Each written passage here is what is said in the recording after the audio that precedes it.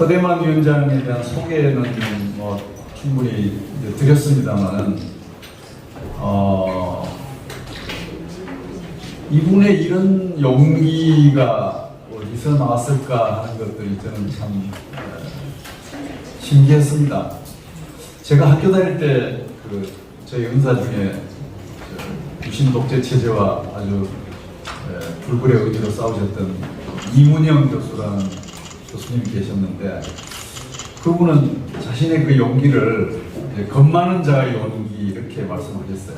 난 사실 겁이 많아. 어디 붙들려 가서 뭐 야단 맞고 고문당하고 하는 것도 정말 싫어. 그런데 어떻게 했는지 하여튼 나도 잘 모르겠다, 뭐 이렇게 좀 겸손하게 말씀을 하셨습니다만, 이 허대만 위원장도 사실은 뭐 불굴의 투사의 모습이 아니었습니다. 아주 정말 제가 이름 붙이기로 겁 많은 자의 용기를 좀 패러디해서 마음이 여린 자의 용기라고 명명했습니다만, 남의 부탁 거절 못하고 또 뭐 작은 어려움이라도 외면하지 못하고 그렇게 아주 여린 분이었습니다. 누구처럼 그렇게 호방하지도 않고 또 담대하지도 않고 또 누구처럼 영악하지도 않은 그런 분인데, 바로 그러한 점들이 그 오랜 세월을 지역 구도를 넘어서기 위해서 자신의 몸과 마음을 다 갈아 넣었던, 그래서 많은 사람들이 저렇게 몸과 마음을 갈아 넣었으니 저 젊은 나이에 세상을 떠날 수밖에 없었지 않았나, 이렇게 이제 안타까워 발을 동동 구르기도 했습니다. 근데 그런 분이 이제 세상을 떠나시고 나서, 그럼 도대체 우리가 저분의 유지를 어떻게 이룰 것이며 또 그 유지라는 것이 뭐냐 하는 걸 가지고 빈소에서부터 여러 가지 얘기들을 나눴는데, 가장 핵심적인 것은 역시 선거제도 개혁이었습니다. 그러니까 저토록 허대만의 어깨를 짓눌렀던 그 억압이라고 하는 것이 결국은 선거제도라는 것이었고, 그거를 바꾸어서 큰 바위로부터 허대만을 해방시켜주는 것이 우리가 해야 될 일이 아니냐, 이런 얘기를 이제 빈소에서부터 나누기 시작해서, 그래서 이제 당내에 이런저런 얘기들이 아주 자연스럽게 모아졌습니다. 모아져서 급기야 이제 허대만 법을 만들자 이런 얘기까지 발전이 되었고, 그래서 여러분들이 새롭게 혹은 또 이미 준비해왔던 여러 법들을 선거법 개정안 등 정치개혁안을 제출하였습니다. 그래서 작년부터 1년간에 있었던 그 일들을 좀 돌이켜보면, 허대만의 타계를 계기로 해서 당내 선거제도 개혁을 비롯한 정치개혁의 의지가 굉장히 집결하고 또 용솟구치는 그런 시기가 있었고요. 또 이제 그 일환으로 여러 개의 개혁 입법안들이 제출되었습니다. 그리고 이제 그것이 진행되는 과정에서 이제 정치개혁 문제가 여의도 전체의 또 화두로 자리를 잡고, 급기야는 대통령까지 선거제도 개혁 이렇게 했으면 좋겠다 자기 의견을 발표하기도 하고요. 또 국회에서는 국회의장이 주도하는 전원위원회라고 하는 것을 열어가지고 여러 국회의원들, 당을 망라해서 많은 분들이 이 문제에 대해서 의견을 개진하는 그런 과정도 있었습니다. 있었고, 그 다음에 이제 민주당 내에서 이제 혁신위원회가 또 이런 문제를 이어서 다루게 되었고, 그렇게 해서 1년이 이제 지나왔습니다. 왔는데 지금 뭐냐? 지금은 그렇게 드문드문이라도 정치개혁의 어떤 심장 뛰는 소리가 들리더니 이제는 그것마저도 없어져 버린. 그러니까 그 심장의 박동 소리가 이제 완전히 멎어버린 것이 아니냐라고 하는 생각이 들 정도로 지금은 또 그 의제가 우리들 앞에 사라져버린 것 같은 이런 느낌을 주고 있어서 굉장히 안타까운 마음들을 가지고 있었습니다. 그래서 그러던 차에 이제 허대만 위원장의 일주기가 다가오고 1년 전에 우리가 했던 얘기들을 좀 어떻게 돼가고 있는 것인가 다시 한번 좀 챙겨보자 해서 마음을 다잡고 이 자리를 이제 만들게 된 것 같습니다. 이 문제는 뭐 허대만 위원장의 어떤 개인적 유지일 뿐만 아니라 또 대구와 광주 각 지역이 갖는 또 그런 질곡으로부터 해방, 또 우리나라 민주주의가 그런 또 여러 그 진영 정치라고 하는 옆으로부터 해방될 수 있는 어떤 계기, 희망 이런 것들이 함께 걸려져 있는 것이기 때문에 오늘 이 자리는 허대만을 추모하는 자리일 뿐만 아니라 우리나라 정치개혁의 미래를 또 함께 고민하는 그런 보편적인 과제로서 또 우리가 접근을 해야 될 자리인 것 같습니다.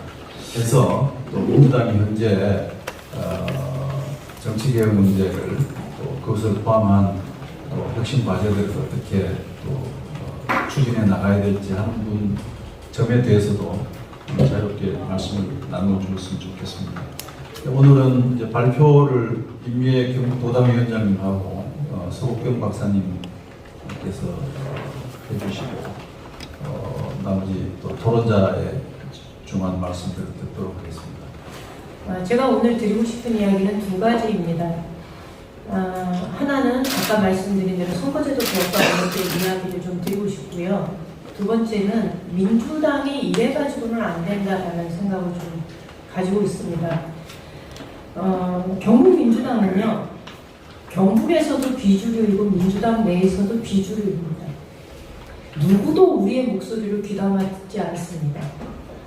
지난 수십 년 동안에 전당대회를 통해서 총선 과정에 민주당의 의석을, 비례의 의석을 배분해주겠다라는 그 선전용으로 민주당을 이용했을 뿐이지 실제로 경북민주당의 목소리를 민주당 운영에 반영한다든가 내지는 그들의 정치적인 요구를 민주당에 제도적으로 구현해야 되겠다라는 책임감을 가지고 이 문제를 나섰던 정치인은 제가 알기에는 지극히 드뭅니다. 그렇기 때문에 저는 허대만이 나올 수 있었다고 봅니다. 허대만 동영상을 보면서 많은 분들이 눈물을 흘리셨을 텐데요. 저 역시 그렇습니다. 왜냐하면 그의 이야기가 그만의 이야기가 아니라는 것을 알기 때문입니다. 굉장히 많은 사람들이 경북에서 민주당을 하면서 저 이야기가 내 이야기이고 내 친구의 이야기다라고 생각하기 때문에 동영상을 볼 때마다 남의 일 같지가 않습니다. 먼저 우리가 바라보는 민주당의 모습, 그러니까 작년 8월부터 지금까지 근 1년 동안 저희가 정치개혁의 핵심은 선거제도 개혁이다라는 아젠다를 들고 지역주의 극복을 위한 선거제도 개혁해보자 라고 싸움을 했습니다. 그 긴 1년 동안의 과정을 통해서 우리가 민주당을 보면서 느꼈던 생각을 몇 가지 말씀드리고자 합니다. 먼저 민주당은 철저하게 기득권 집단입니다. 선거제도 개혁에 관심 없습니다. 선거제도는 여야 합의로 이루어져야 된다라는 말로 모든 것을 피해갑니다. 그렇다고 해서 민주당이 책임이 없냐? 아닙니다. 저희가 볼 때는 책임이 있습니다. 2017년도 촛불로 결국은 우리가 정권을 잡았고 2018년 지방 권력을 싹쓸이했고 2020년 총선에서 대대적인 압승을 얻었습니다. 국가 권력, 입법부의 권력, 지방 권력까지 모두 가져왔을 때 가장 아쉬웠던 건 그 당시 지금 이 시기가 민주당이 정치 개혁을 해야 할 아주 절호의 기회다라는 목소리가 민주당 내에서 나왔습니다. 그런데 그 당시 우리 민주당은 정치 개혁에 관심이 없었습니다.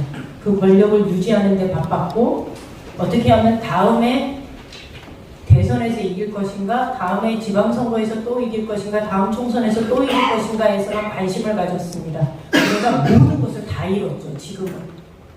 그때 만약에 우리가 정치개혁을 위한 준비 작업을 들어갔더라면 저는 지금처럼 대한민국 국민의 절반이 무당층으로 남아있고 어느 정도 믿을 수 없다라고 정치 혐오감을 극도로 표현하는 지금 시점까지는 오지 않았을 거라고 생각합니다. 그런 면에서 저는 민주당의 책임이 무진장하다라고 얘기를 드리고 싶습니다. 선거제도 개혁에 굉장히 소극적이었습니다. 지난 1년 동안 민주당의 모습을 보면.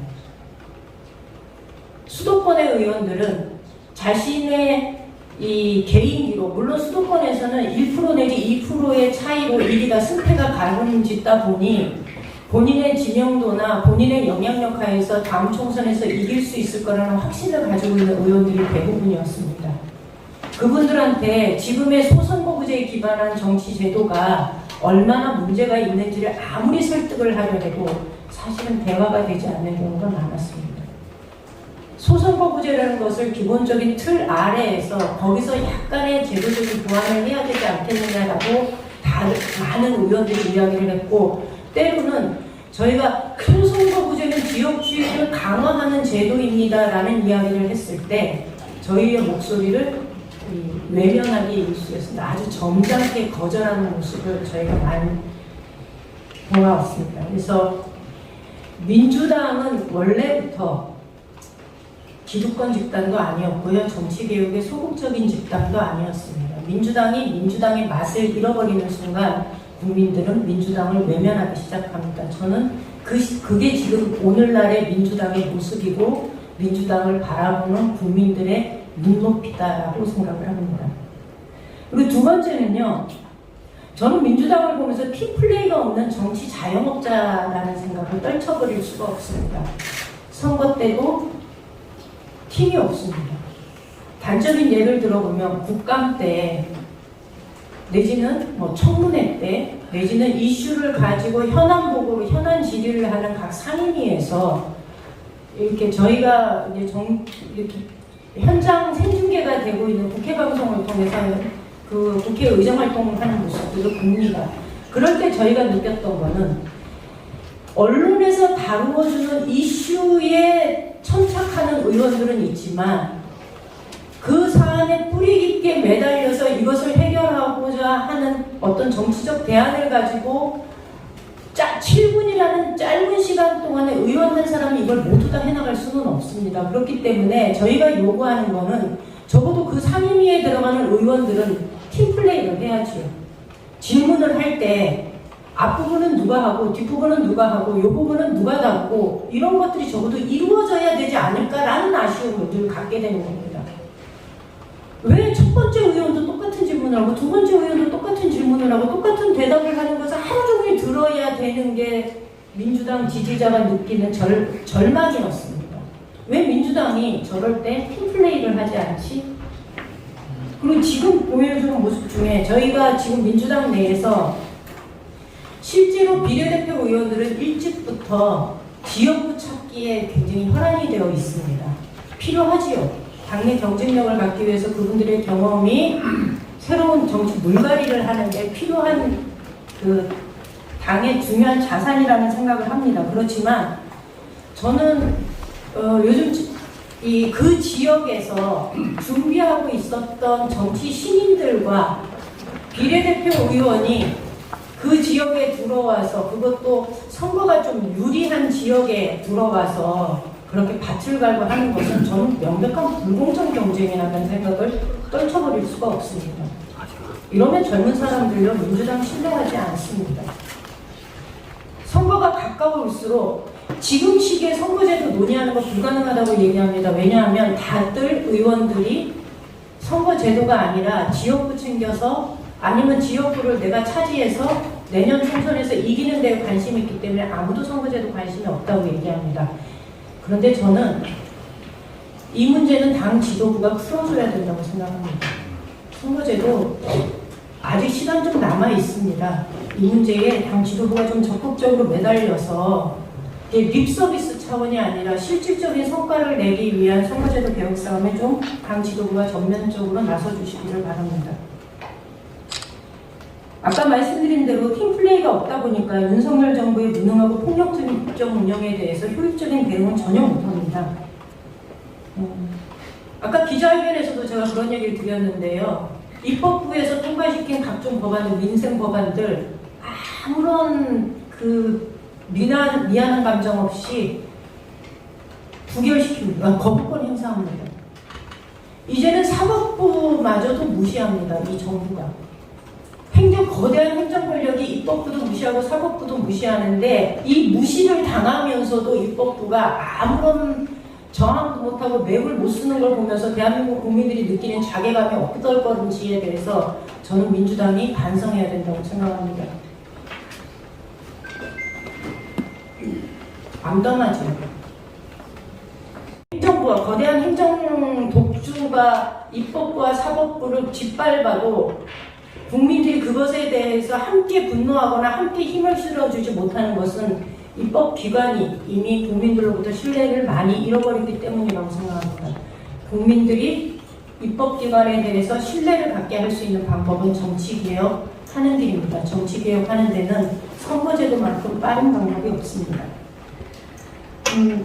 저희가 선거제도와 관련돼서는 그동안 대선거구제도의 필요성을 꾸준히 이야기해왔지만 그것이 국회 전원위원회나 내지 국민공론화기구를 구성해서 국민적 여론을 수렴해 나가는 과정에서 대선거구제가 현실적이지도 않고 아직 우리 대한민국 국민 정서에 적합하지 않다라는 결론에 이르렀습니다. 그렇다면 지금 시점에서 우리가 해야 하는 것은 우리가 계속 대선거구제를 주장할 것이 아니라 국민들이 요구하는 것을 저희가 받아들인다면 지금 시점에서 그래도 지금의 왜곡된 정치 지형을 부수고 한 발짝 앞으로 나아갈 수 있는 방법은 저희가 요구하는 것은 비례대표제도를 손봐야 된다는 겁니다. 첫 번째는 비례대표제를 손볼 때 지역구와 비례대표의 의석수의 비율을 조정해야 됩니다. 최소 2대1은 되어야 됩니다. 두 번째는 2대1로 확보된 비례대표 의석수를 가지고 저는 권역별 비례대표제를 시행해 주시기를 요청드립니다. 왜냐하면 이미 지방에서는 특히 농촌지역에서는 4개 내지는 5개의 시군이 합쳐져서 하나의 복합선거구를 이루고 있는 상황에서 그 지역구 국회의원이 지역 대표성을 가졌다고 말할 수 없습니다. 그렇기 때문에 권역별 비례대표제는 엄밀하게 말하면 지역의 대표성을 가지고 있는 비례대표제라고 할 수 있습니다.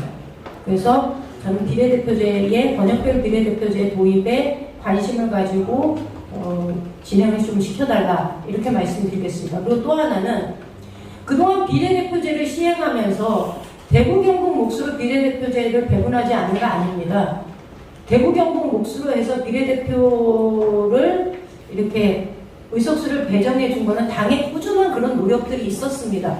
그럼에도 불구하고 그 의석이 실제로 지역의 민주당의 지평을 넓히는데 작용하지 못했던 거는 이렇게 선출된 비례대표 의원들이 면하할 것 없이 모두 다 수도권에 가서 재선에 관심을 가지고 지역 텃밭을 노렸기 때문입니다.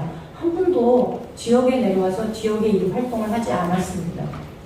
그래서 저는 권역별 비례대표제와 동시에 후보 이중 등록제를 이번 선거제도 개혁의 핵심 과제로 시행해 줄 것을 요청드립니다. 이중 등록제는 저희가 선거법이 지금 후보는 하나의 선거에만 등록을 하도록 되어 있습니다. 그래서 지역구 후보로 등록을 하는 순간 비례대표 후보로는 등록을 할 수가 없는 것이 선거법입니다. 이것을 좀 바꾸면 권역별로 묶인 그러니까 권역별로 묶인 비례대표제에 일정한 한 번호를 빼서 후보 이중 등록이 가능하도록 열어두는 겁니다. 그래서 지역구에 출마한 사람 중에 아깝게 주민들의 선택을 받지 못한 후보한테도 일할 수 있는 기회를 주고 그로 인한 사표를 최대한으로 줄여낼 수 있는 제도가 후보 이중 등록제입니다. 일명 석패율제라고 얘기하는 겁니다. 이 제도를 권역별 비례대표제와 함께 시행해 주실 것을 그리고 이 문제에 대해서 민주당이 앞장서 주실 것을 다시 한번 요청드립니다. 그리고 또 마지막으로 저희가 총선과 관련된 국회의원 선거제도에만 관심 있는 거 아닙니다. 저희한테 총선보다도 사실 현실적으로 훨씬 더 관심 있는 건 지방선거제도입니다. 작년 지방선거에서 특히 광역의원 선거에서요. 대구시 의원은 69%가 무투표 당선됐습니다. 이해가 가십니까? 29개 선거구에서 20군데가 무투표 당선됐습니다. 경북은요 31%가 무투표 당선됐고요. 대구는요 55%가 무투표 당선됐습니다. 20개 선거구에서 11군데가 무투표 당선이었습니다. 이거는 민주주의가 아닙니다. 선거가 아닙니다. 왜 이것이 이렇게 이런 일이 생기느냐? 소선거구제의 문제점은 사표가 많이 발생한다는 것도 문제이지만 시간이 지날수록 당선 가능성이 없으면 아예 후보가 출마하지 않는 무투표 당선자를 속출시키는 그런 제도입니다. 그렇기 때문에 지금 논의하는데 야 이거는 지방선거는 아주 시간이 좀 많잖아 이렇게 얘기할 것이 아니라 지방선거에서 소선거구제로 인한 폐해에 대해서 우리가 지금부터라도 인식하고 이것을 개선해 나가기 위한 노력을 하지 않으면 지역주의 극복은 물 건너가는 일이고 소선거구제에 기반한 지방선거의 무용론은 갈수록 극대화될 것이라는 얘기를 드리겠습니다. 이상으로 제 발제 마치겠습니다. 네, 수고하셨습니다. 한 가지만 좀 더 거들면요. 민주당이 예전에는 그 취약한 대구 경북 지역에 대한 그 전략 패키지가 있었습니다. 김대중 대통령 때는 동진정책이라고 이름 붙여진 그런 전략 계획이 있었습니다. 아주 체계화되어 있고 정교한 그런 전략 계획이 있었습니다. 목표도 있고 수행 과제와 계획들이 있었는데 노무현 정부 때는 전국 정당화라고 명명된 전략 계획이 있었습니다. 그 이후에는 언제부턴가 전략이 없어졌습니다. 그냥 그때그때 생기는 뭐 일들 처리해 나가는 정도로 영남 지역에 대한 그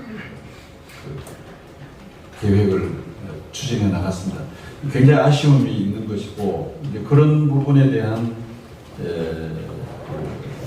허전함을 임미애 도당위원장이 말씀해 주신 것 같습니다. 그래서 흡사 이런 얘기까지 합니다.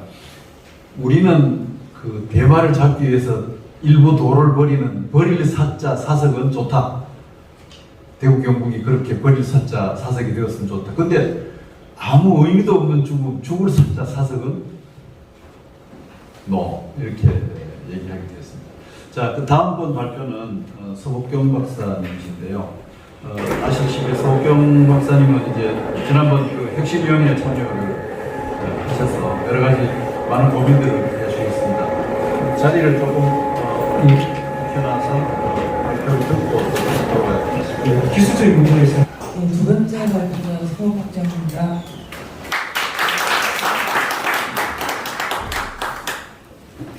좀 전에 임미애 위원장님이 주로 이제 선거제도 문제 얘기를 주셨고요. 선거제도 말미에 미룰 일이 아니다. 지방선거가 엄청나게 중요하다 이런 얘기 하셨는데요. 저도 100% 공감을 하고요.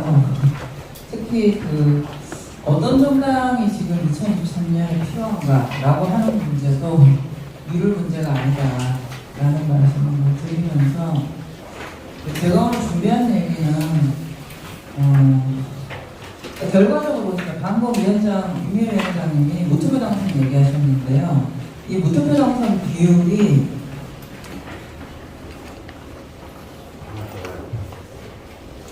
대구 경북만 그런 게 아닙니다. 전국적으로 지난 지방선거에서 무투표 당선 비율이 줄었는데요.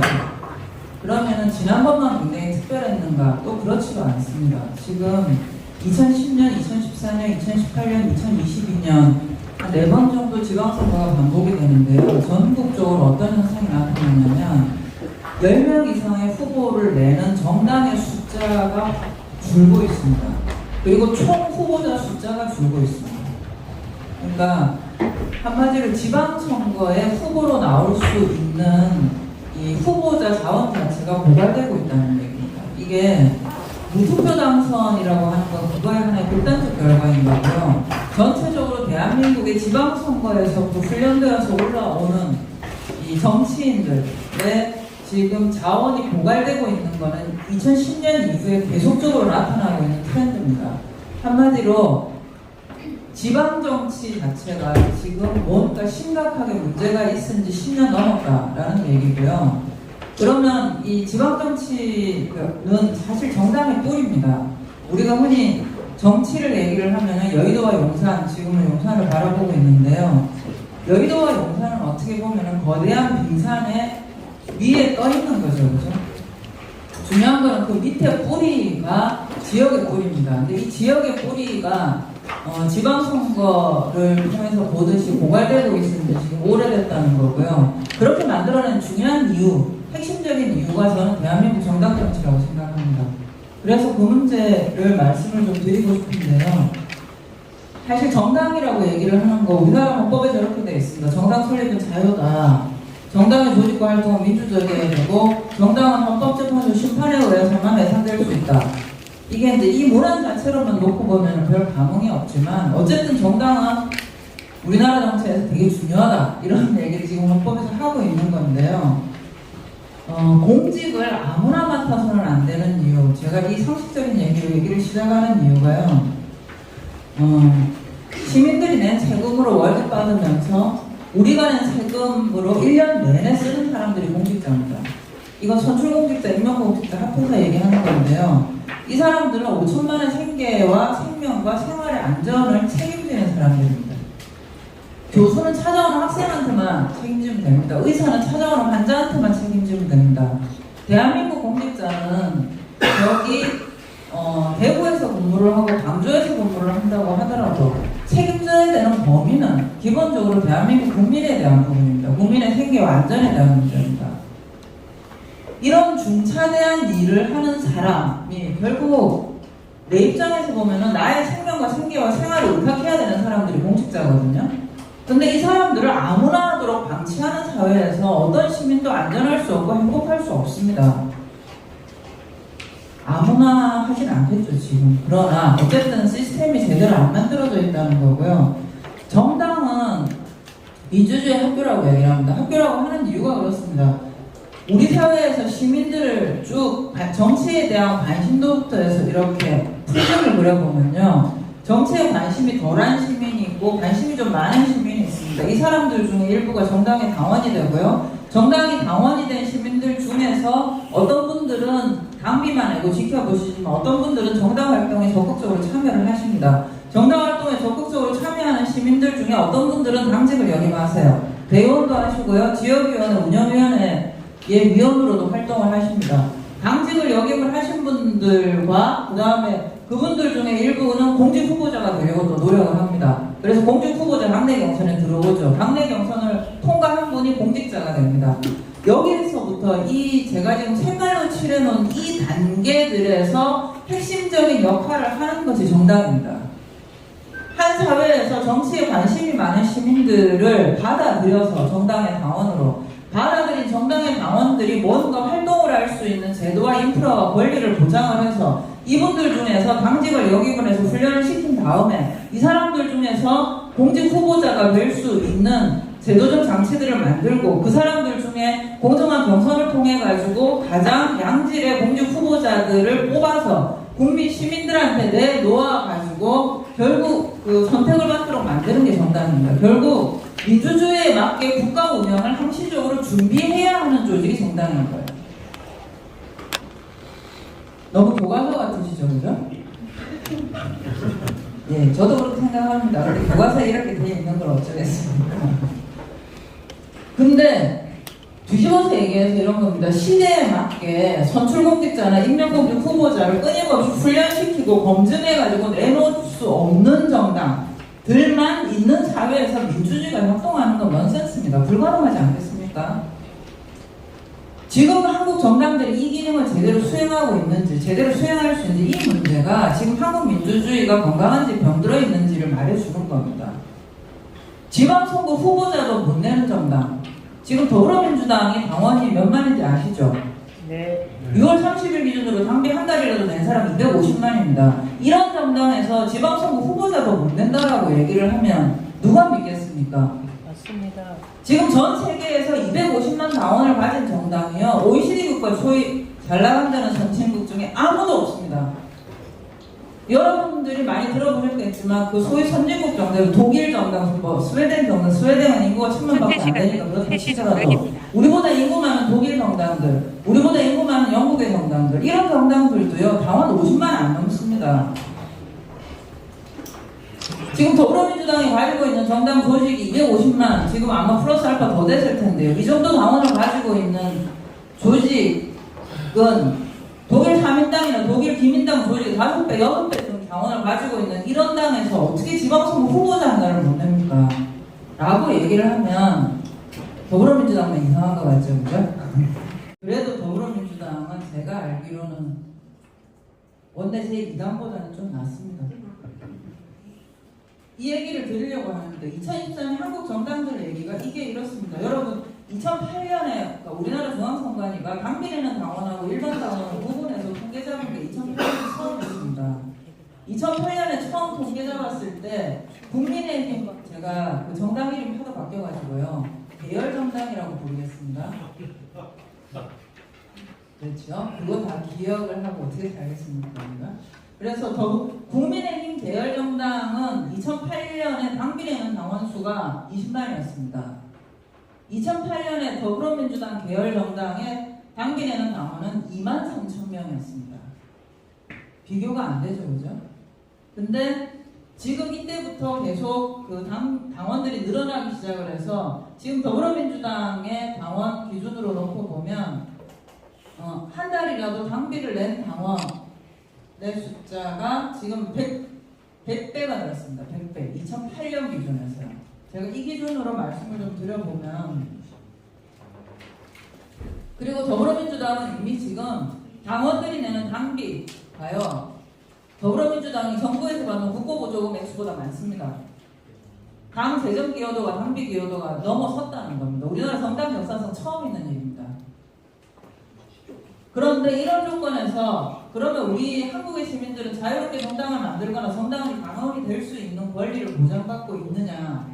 한국의 정당 당원들은 국민의 의사 형성을 할 수 있는 민주적인 다양한 조직을 만들 권리를 보장받고 있느냐? 이건 헌법상 권리입니다. 한국의 당원들은 정당의 당진 역임의 기회를 민주적으로 보장받고 있느냐?